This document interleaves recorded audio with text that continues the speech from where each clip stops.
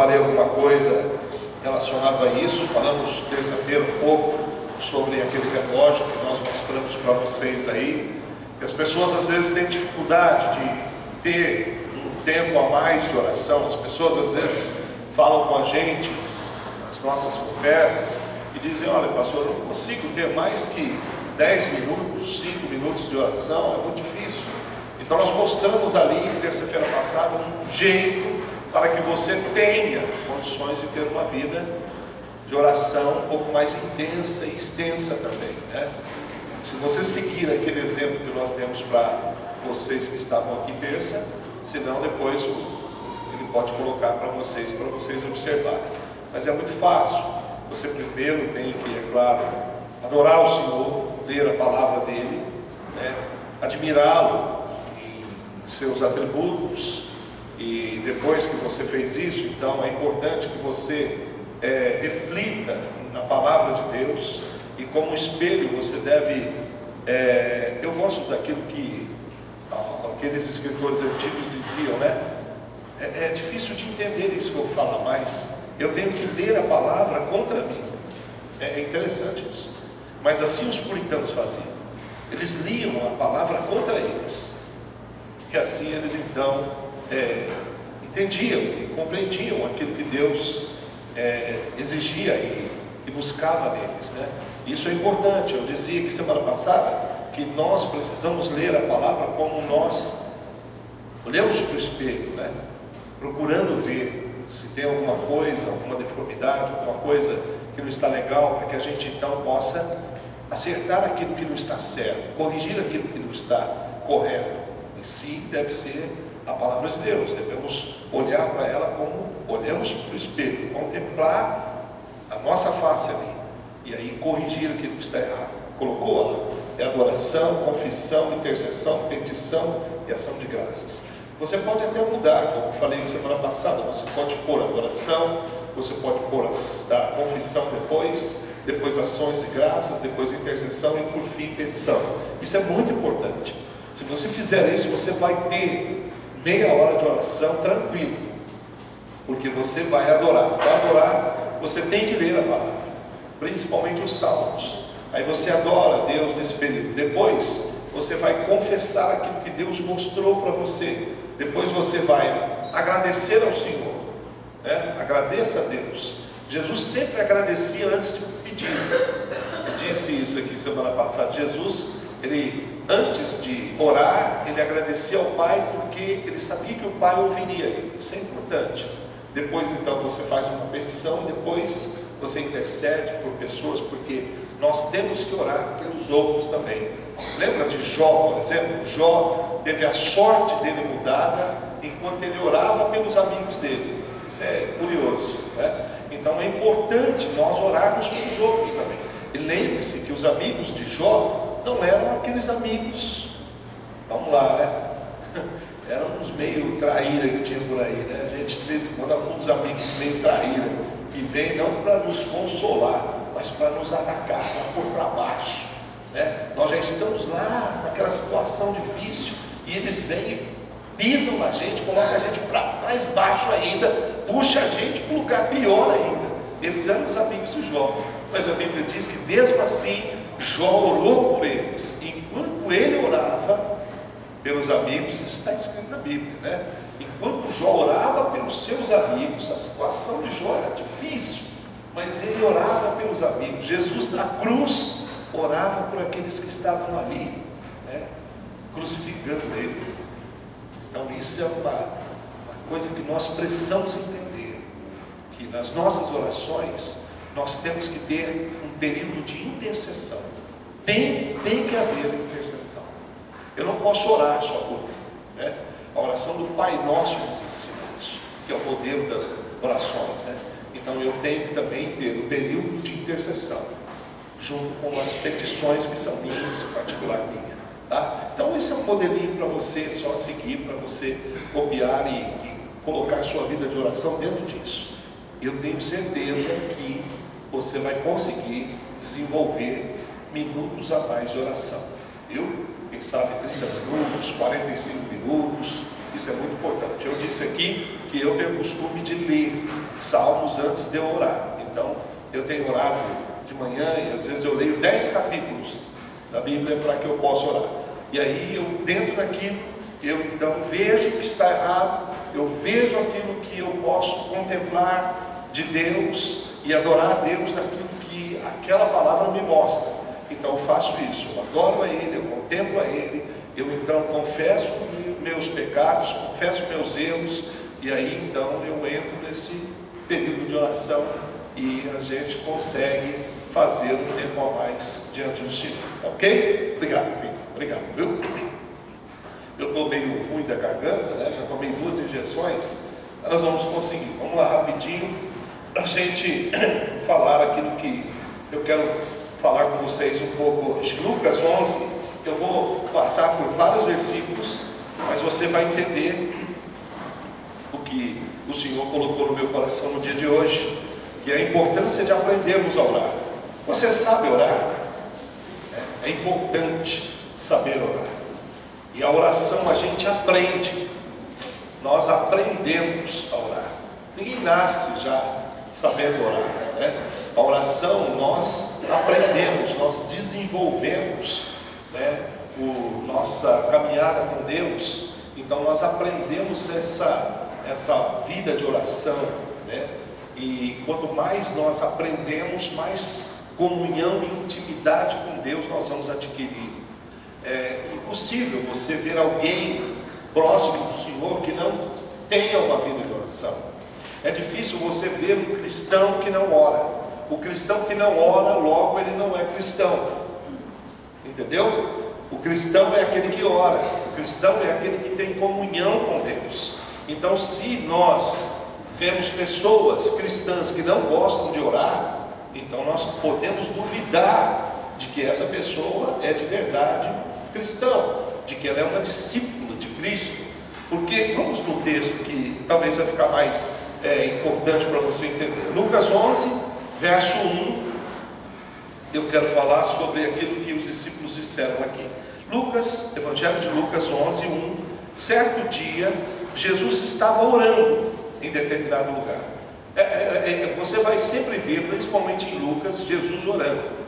Jesus, desde o início do ministério dele, quando ele já estava ali no batismo, ele já ali orava ao Pai. Logo em seguida, quando ele foi para o deserto, ele foi para um período de consagração, de oração. E aí a gente vê a vida de Jesus, toda ela, né, em períodos de oração para escolher os discípulos. Ele sempre passava a noite em orações, buscando a Deus. Antes, a noite que antecedeu a crucificação, ele passou no Getsemane orando, clamando a Deus. Então Jesus, mesmo sendo Deus, mesmo sendo Filho de Deus, mesmo sendo o Senhor de tudo, nunca ele abriu mão da oração. Ele sempre orou em todas as situações importantes do ministério e da vida dele. Em todo instante, Jesus mostrou a importância da oração. Então a gente vê aqui Jesus orando num determinado lugar. E ele terminou de orar, e um dos seus discípulos lhes disse, olha que interessante: Senhor, ensina-nos a orar, como João ensinou os seus discípulos. Em primeiro lugar, eu quero destacar João. João, ele, assim também como Jesus, a Bíblia diz que no ventre ele foi cheio do Espírito Santo. Isso é incrível. É incrível. Nós estamos vendo aí essa manifestação para aborto, e a gente vê que Jesus, né, ali quando Maria encontrou Isabel encontrou Maria, os dois que estavam ali, os dois fetos que estavam no ventre, tanto de Isabel quanto de Maria, eles saltaram, né, da aproximação das duas mães. Então nós vemos ali a vida dentro do ventre, né? Nós percebemos ali. E a Bíblia diz que João foi cheio já no ventre. Ele já foi cheio do Espírito Santo logo no ventre. Então João era um homem totalmente cheio do Espírito Santo. Totalmente cheio.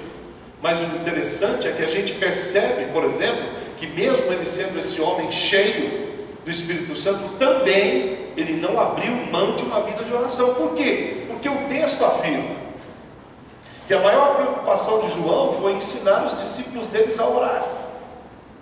João ensinou os discípulos deles acerca da oração. E isso é uma coisa que os discípulos de Jesus observaram. Os discípulos de Jesus observaram que os discípulos de João oravam, sabiam orar.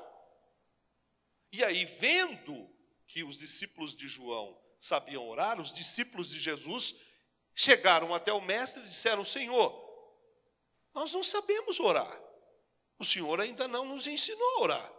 Ensina-nos a orar. Olha a importância da oração. Olha a importância que esses homens estavam aqui destacando acerca da oração. Veja que eles não pediram para Jesus: Senhor, você não vai ver isso na Bíblia. Senhor, ensina-nos a pregar.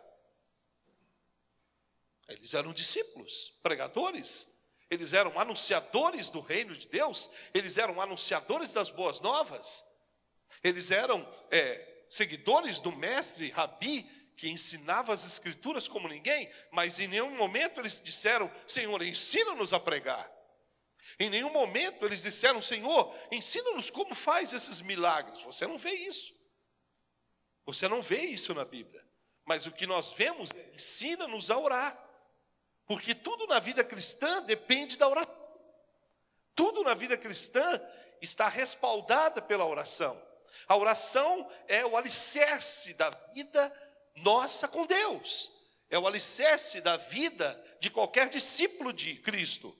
É impossível você ser ou ter uma vida de pregador se você não ter uma vida de oração. É impossível você ver os sinais de Deus através da sua vida sendo operado se você não for um homem de oração. Então é claro que eles entendiam que mais importante que saber pregar, mais importante do que fazer maravilhas, fazer acontecer, era aprender a oração. Porque é por meio da oração que nós conseguimos tudo. A oração abre as portas. A oração, na verdade, é aquilo que Deus nos deu para que nós pudéssemos usar esse grande recurso. Talvez o maior recurso dos filhos de Deus na terra, para mim, sem dúvida, é a oração. Não existe outro recurso maior que a oração. Tudo na Bíblia, de Gênesis a Apocalipse, todos os grandes feitos foram conseguidos e obtidos por meio de oração. Não existe outro meio, não existe outra forma. Claro, existem alguns que a gente vê, por exemplo, cantores cantavam e aí Deus operava, né? E enquanto Josué marchava e tocava a trombeta lá, as muralhas caíram. Mas a gente não pode, de jeito nenhum, né, fazer com que o louvor ultrapasse a oração, porque, como eu disse aqui, eu vou usar a mesma ilustração, é a mesma coisa se você perguntar para um pássaro qual é mais importante, a asa direita ou a asa esquerda. Ele vai dizer: olha, as duas são importantes. Eu acho que também as duas coisas são importantes, porque quem ora, louva, quem louva, ora. São duas coisas que não tem como separar uma da outra. Mas tudo parte da oração. Aquele que ora é um adorador. Não existe homem de oração que não seja um adorador. Não existe. Porque é da oração que nasce a adoração. E posso dizer de outra forma, é da adoração que nasce a oração. Então são duas coisas que caminham juntos. São duas coisas que não podem existir separadas uma da outra. Isso é importante. Então, mas nessa hora os discípulos, eles entendiam que estava na hora deles aprenderem a orar. Eles viram que Jesus gastava tempo orando. Eles viram que os discípulos de João gastavam horas orando. E eles disseram: Senhor, nós não sabemos orar. Ainda não tivemos essa aula. O Senhor ainda não nos ensinou. E é muito importante. É importante. Então Jesus passa a lição para que eles possam então orar. E a oração do Pai Nosso, a gente sabe, é esse modelito, né? É um modelo. A Bíblia não fala qual foi esse discípulo, mas felizes são aqueles que têm esse mesmo sentimento e com frequência também clamam ao Senhor ensina-me a orar. Você pede assim ao Senhor? Você pede assim ao Espírito Santo, ensina-me a orar? Você pede isso nas suas orações? É importante. Lembre-se que o apóstolo Paulo, ele fala que muitas vezes não sabemos como devemos orar. Existem pessoas que não sabem como orar. Existem pessoas que não sabem como colocar diante de Deus as situações. E aí a Bíblia diz então que o Espírito Santo intercede por essas pessoas. O Espírito Santo, ele se expressa por meio de gemidos, né? Eu me lembro de Ana, por exemplo, Ana, quando estava lá, naquele altar, derramando o coração dela, e ela não sabia como deveria orar.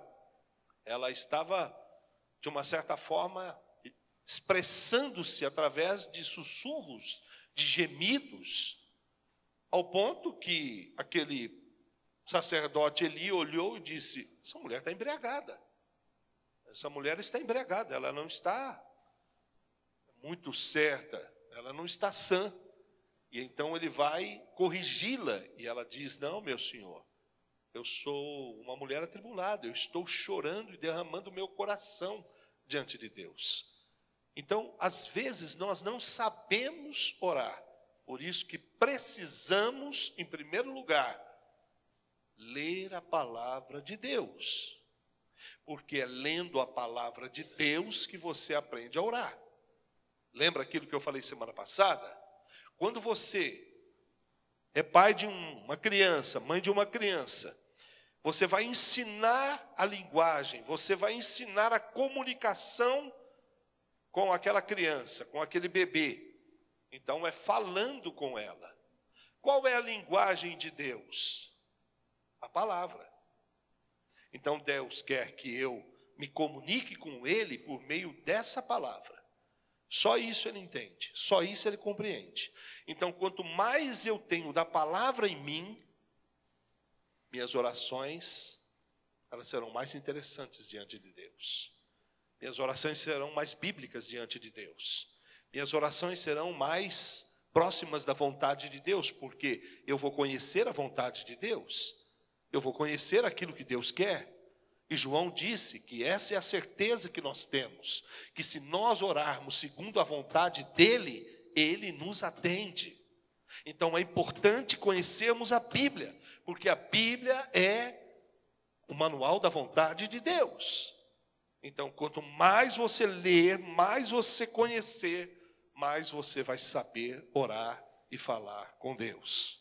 Então leia muito a Bíblia, viu? Mergulhe na Bíblia, principalmente Salmos, que são 150 orações maravilhosas, todas elas. Os 150 Salmos são orações poderosas, são ali um derramar do coração de um homem que tinha comunhão e que buscava comunhão intensa com o seu Deus. Isso é muito importante. Às vezes, nós então falamos, mas eu não sei se eu tenho essa coisa, esse espírito de clamor dentro de mim, né? Eu já orei muito sobre isso. Eu já orei muito para Deus me dar um espírito de oração, um espírito de clamor, né? E aí eu estava lendo Zacarias 12, verso de número 10. Abre lá, Zacarias é o penúltimo livro do Antigo Testamento. Então o penúltimo livro é Zacarias, o último é Malaquias. Aí você volta mais um, é Zacarias. Zacarias 12, 10, ele diz uma coisa interessante aqui. Olha o que ele diz assim, vamos ler o 9, ele diz, naquele dia procurarei destruir todas as nações que atacarem Jerusalém, e derramarei sobre as famílias de Davi e sobre os habitantes de Jerusalém um espírito de ações de graça, de ação de graças e de súplicas. Então, nós, de uma certa forma, temos esse espírito de súplica, temos esse espírito de ação de graças em nosso coração.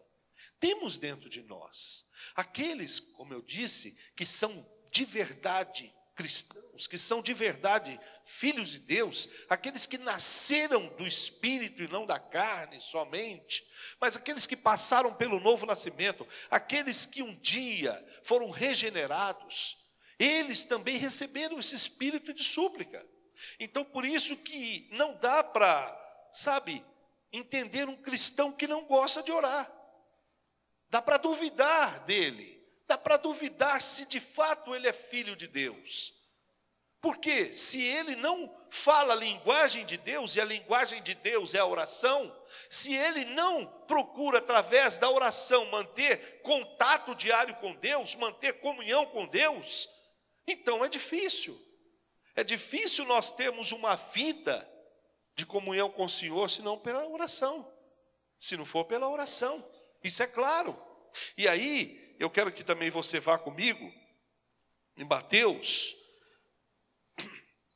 7, 23, que é aquele texto famoso que nós usamos muito, para falar acerca daqueles que não são verdadeiros profetas, mas que são falsos profetas, que são falsos cristãos, que, vivem a vida toda enganada, vivem a vida toda dentro da igreja, se passando por filhos de Deus, mas na verdade não são filhos de Deus. Esse é o texto que Jesus está dizendo, não sou eu, é Jesus. Ele está dizendo aqui sobre a árvore e o seu fruto. Então, no final, ele diz no verso 23, então eu lhes direi. Quem está falando é Jesus. Ele vai dizer, então eu vos direi claramente, nunca os conheci. Por que nunca os conheci? Mas será que existem pessoas dentro da igreja que o Senhor não conhece? Será que existem pessoas dentro do nosso convívio, dentro do hall de membros da igreja, que não são conhecidos de Deus, que não são conhecidos do Senhor? Claro que há, está escrito aqui. Esse texto é claro, não tem como nós interpretarmos isso, já está interpretado. O fato é que dentro da igreja existe uma igreja. Dentro da igreja, que nós entendemos como uma igreja física, existe uma igreja espiritual, que é formada e constituída dos verdadeiros filhos de Deus. Lembra daquilo que Jesus disse do joio e do trigo? Os dois crescem juntos. Não tem como nós tirarmos, não tem como você separar, não tem como você pegar e dizer, esse é joio, esse é trigo, não. Isso é tarefa dos anjos, Jesus disse. Isso só vai acontecer lá no final. Enquanto isso, deixa crescer junto.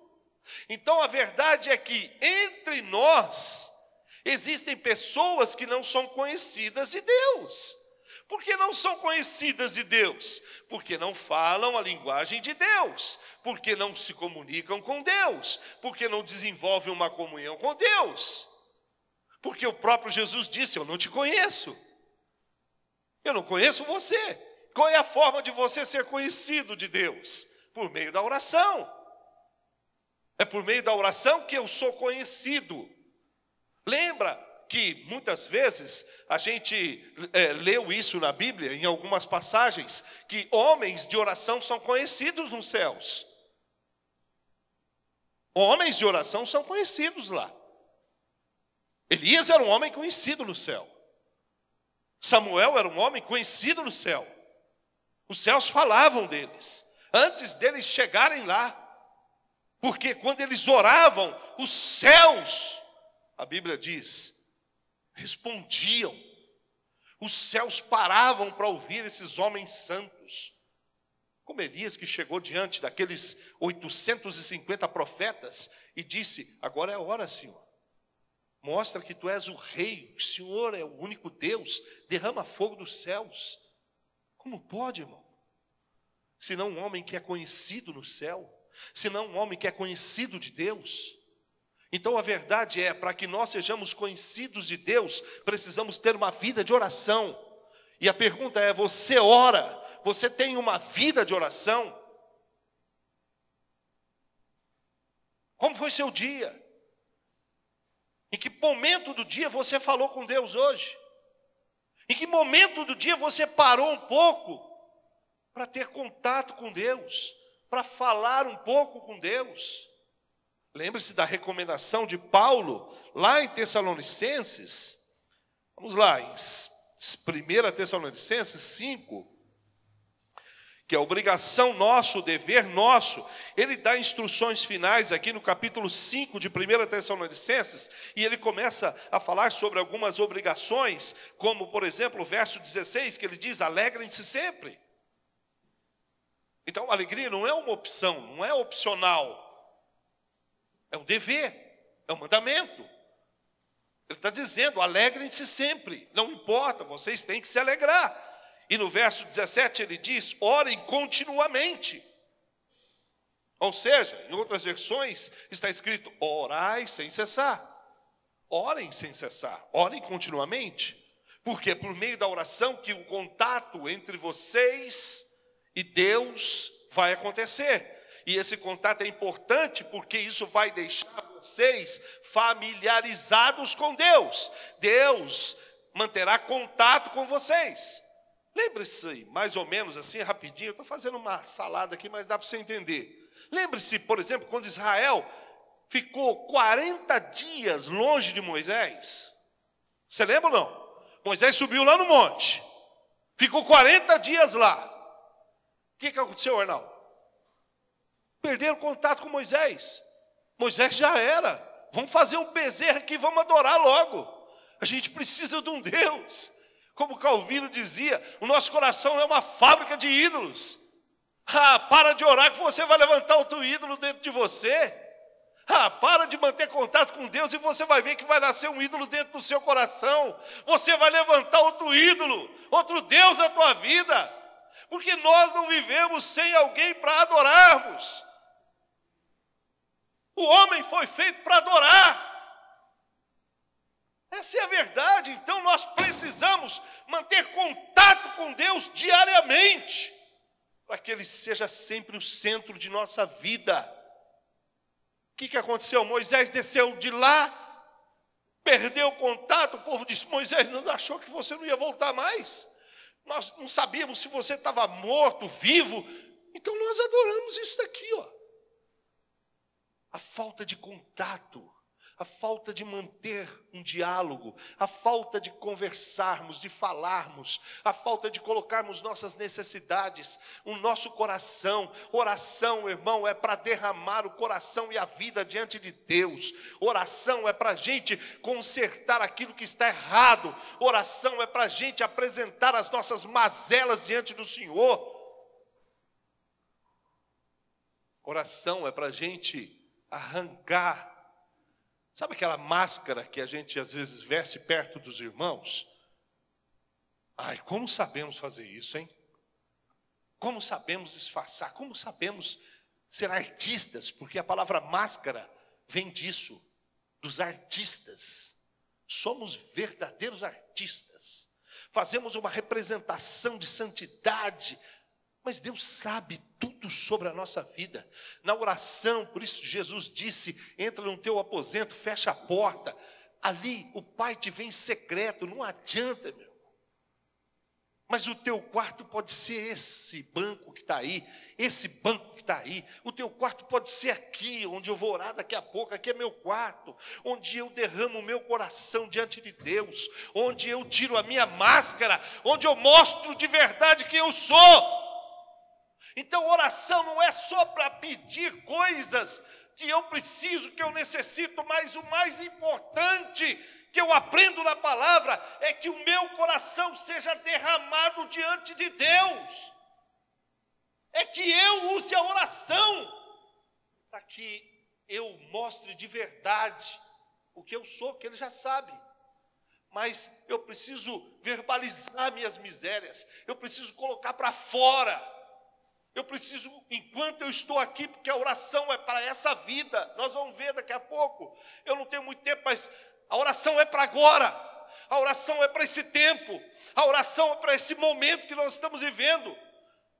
Claro que no céu a gente sabe que existem milhares como está escrito em Apocalipse, de almas que clamam por justiça debaixo do trono de Deus. Mas a oração é para a nossa vida, enquanto estamos aqui. E eu não posso desprezar esse recurso. Você não pode abrir mão desse recurso. É o tempo de você consertar tua vida. É o momento de você abrir teu coração. É o momento de você escancarar de verdade e mostrar para o Senhor. Mostrar para Ele onde dói. Mostrar para Ele onde está as piores coisas que ninguém conhece, só você. Abrir de verdade ali, aquele cômodo, sabe? Existem casas, eu sei porque na minha é assim, eu sei que na tua também é assim. A pastora sempre fala, ó, temos que fazer um quartinho para nós guardar as coisas lá. Lá em casa virou um quartinho de guardar as coisas.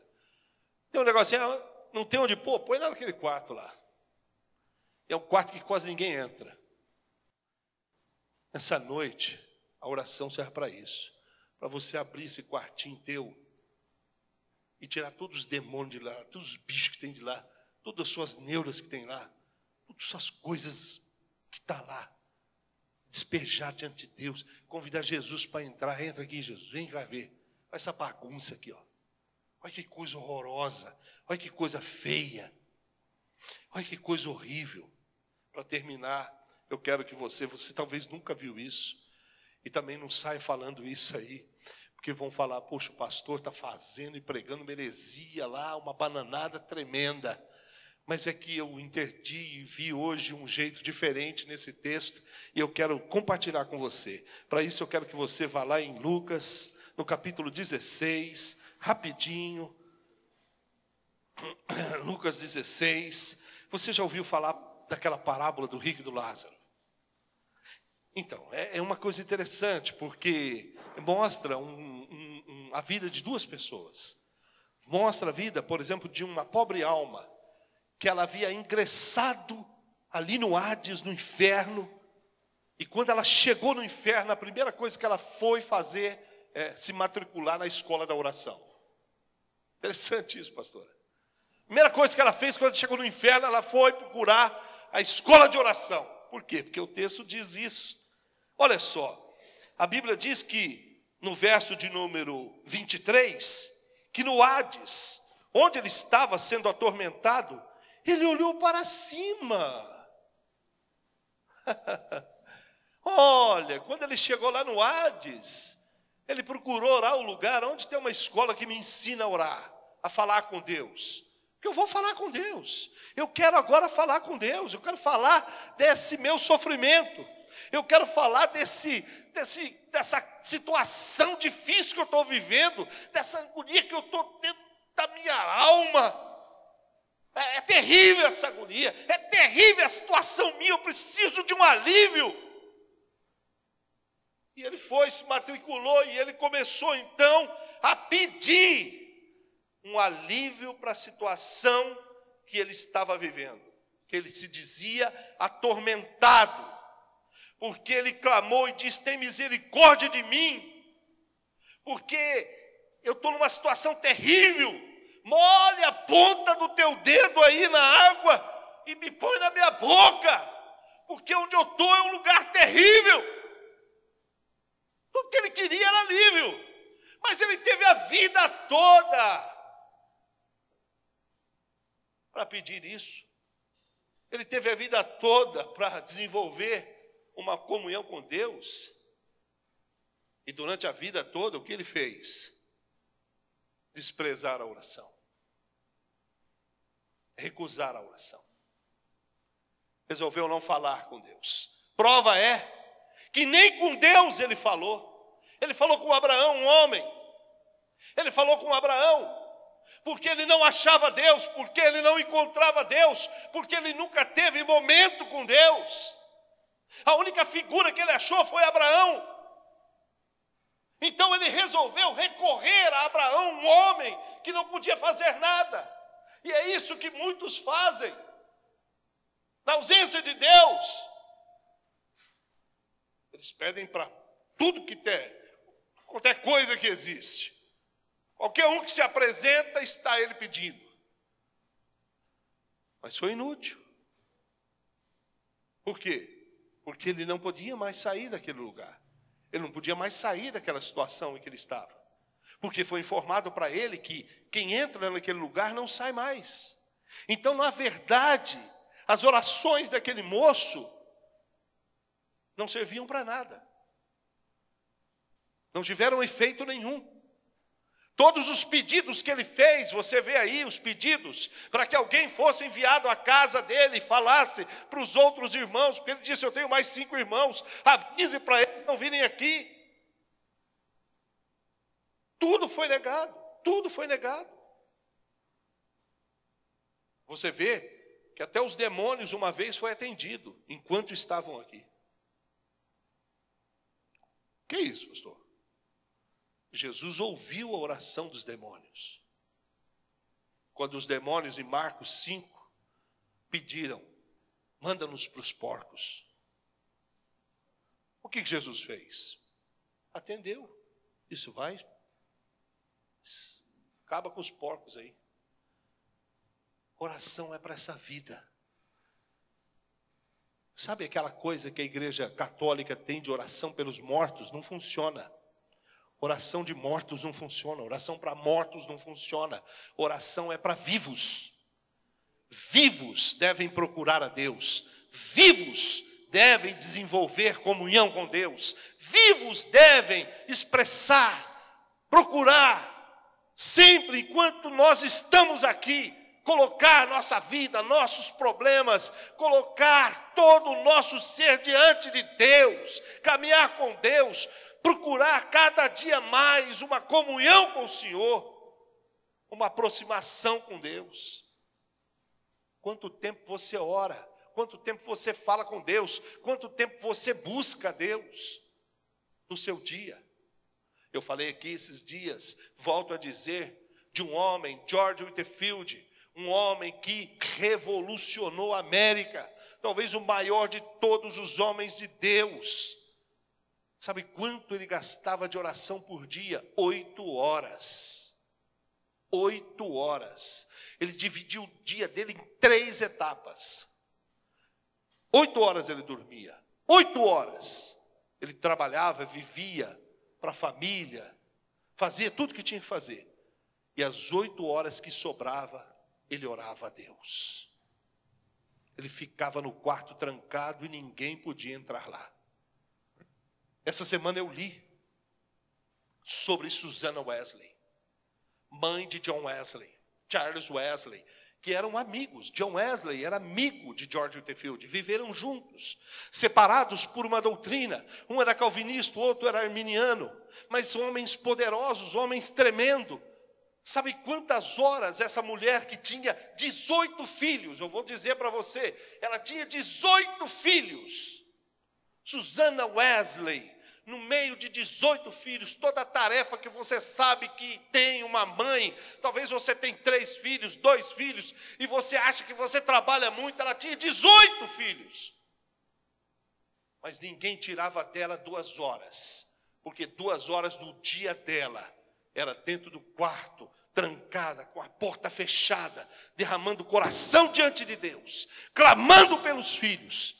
O que fez de John Wesley, o que fez de Charles Wesley ser o que eles foram, sem dúvida, foi o clamor daquela mulher, foi a oração daquela mulher. Mãe, você não sabe o poder da oração, você desconhece o poder que a oração tua tem sobre os teus filhos, sobre a tua casa, sobre o teu esposo, você desconhece. Por isso que diz que a mulher santificada santifica o marido. E como que a mulher se santifica? Senão por meio da oração. Então nós precisamos orar agora. Nós precisamos orar enquanto é dia. A gente percebe que esse era o homem que não orava na terra. Você percebe que esse homem do texto era um homem que desprezava a oração. Ele não orava na terra, ele não orou na terra, ele não gastou nada dos dias dele, das horas dele em oração com Deus. Por isso não conhecia Deus, por isso não era conhecido de Deus. E quando ele quis aprender, já era tarde demais. Então, antes que seja tarde demais, ore a Deus. Antes que seja tarde demais, que você venha ouvir do Senhor: eu não te conheço. Mostra quem você é hoje. Revela quem você é agora. Aproxime-se de Deus agora. Mantenha contato com Ele agora. Mantenha comunhão com Ele hoje. Antes que essa palavra caia sobre você. Antes que essa palavra caia sobre mim. Eu não te conheço. Que dia que você passou meia hora comigo? Que dia tem uma palavra que transformou essa palavra num livro? Um livro muito bom, esquecido pelas pessoas. Esse livro chama Nem Uma Hora. Sabe quem falou isso? Lembra? Consegue lembrar? Getsemane. Jesus chamou 3 vezes: orem comigo. E os discípulos dormiram. Jesus voltou lá: orem comigo. E os discípulos dormiram. Jesus voltou pela 3ª vez e disse: vocês não puderam orar nem 1 hora comigo. Isso se transformou num livro que chama Nem Uma Hora. Nem 1 hora. Tem cristãos que vão passar a vida sem terem dado 1 hora de suas vidas para Ele. E aí eu te pergunto: você quer ser conhecido nos céus? Você quer ser conhecido dEle? Eu quero ser conhecido dEle com a miséria que eu dou para Ele, com a miséria dos minutos que eu entrego a Ele. Eu quero ser conhecido e lembrado dEle.